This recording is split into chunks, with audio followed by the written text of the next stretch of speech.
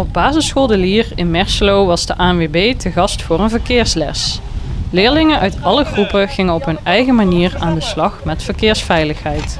We vinden het belangrijk dat in alle groepen er aandacht is voor verkeer. Ik denk dat het vooral in een dorp belangrijk is, waarin je best wel weinig verkeer hebt, of relatief weinig verkeer, dat de kinderen dan extra oefenen. En helemaal groep 8 die gaat volgend jaar op de fiets naar de middelbare school.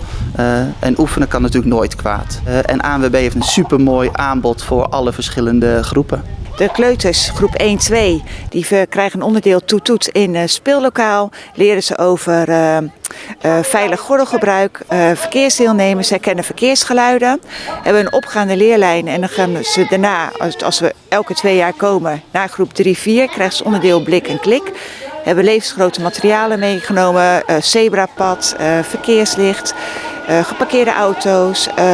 En dan leren ze veilig oversteken met verkeerslicht, met zebrapad, tussen geparkeerde auto's. Ze leren veilig gebruik van een gordel. En dat is eigenlijk de hoofdlijn bij groep 3-4. Bij groep 5-6 leren ze ook veilig gebruik van de gordel in de auto. Tot welke lengte ben je verplicht om op de stoelverhoger te blijven zitten. En de leren ze ook inschatten wat de remweg van een auto is. Waar staat de auto stil als die 50 km per uur rijdt. Kijk uit met oversteken. De auto staat verder weg stil dan je zelf denkt. En dan gaat ook een stukje bij groep 5-6 ook al een stukje afleiding in het verkeer. Komt ook al terug in de les.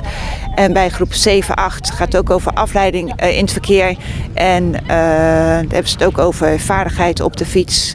En dan de verkeersregels op de fiets. Dan gaan we daarmee aan de gang. En gaan we bezig met fietsen op het schoolplein met een parcours wat we klaar hebben gezet. En ze mogen hier achter ons toch zelfs op de rem trappen. Ja, dat is een heel leuk onderdeel. Het laatste stukje van deze les. Ze hebben eerst ingeschat hoe lang de remweg is. En dan mogen ze even meerijden in de auto.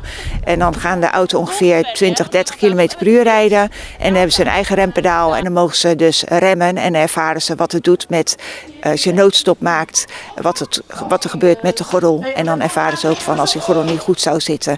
Dan zou dat niet helemaal lekker gaan bij de nek bijvoorbeeld. Wat heb je allemaal geleerd vandaag? Ja, hoe je moet rijden en remmen vooral. We hebben ook zelf gereden, dat was ook wel leuk. We hebben zelf geremd, zeg maar. En dat was best spannend. En hoe was het om zelf te mogen remmen? Spannend. Ja, maar wel leuk. En ga je er nog aan denken als je straks zelf aan het verkeer deelneemt? Dat weet ik niet. Ja, ik denk het wel. Ja, dat hopen wij. Hè? En wat we ook zien is ook wel heel leuk als we iedere 2 jaar komen. Dat kinderen bijvoorbeeld in groep 7-8 ook herinneren wat ze hebben geleerd in groep 3-4.